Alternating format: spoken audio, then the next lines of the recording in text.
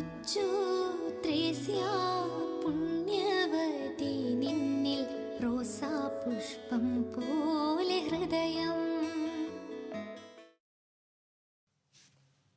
ചെറുപുഷ്പമൊഴികൾ. ലിസ്യുവിലെ വിശുദ്ധ ചെറുപുഷ്പത്തോടൊപ്പം 100 ദിനങ്ങൾ.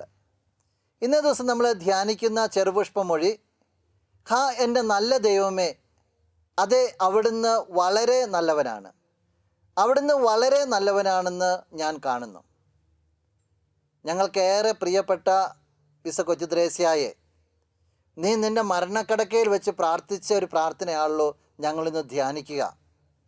സഹനത്തിൻ്റെ ആഴങ്ങളിലൂടെ നീ കടന്നു പോകുമ്പോൾ നീ പറയുകയാണല്ലോ, ദൈവമേ നീ വളരെ നല്ലവനാണ്, നീ വളരെ നല്ലവനാണെന്ന് ഞാൻ കാണുന്നു.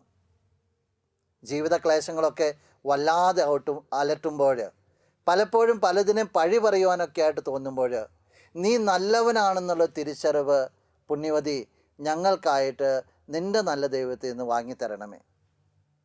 നിൻ്റെ ശക്തിയേറിയ മാധ്യസ്ഥം മൂലം ഞങ്ങളിപ്പോൾ അപേക്ഷിക്കുന്ന ഈ നന്മകൾ നമുക്ക് നമ്മുടെ എല്ലാ നിയോഗങ്ങളും ചേർത്ത് വയ്ക്കാം. നിൻ്റെ നല്ല ദൈവത്തിൽ നിന്ന് നീ ഞങ്ങൾക്കായി വാങ്ങിത്തരണമേ.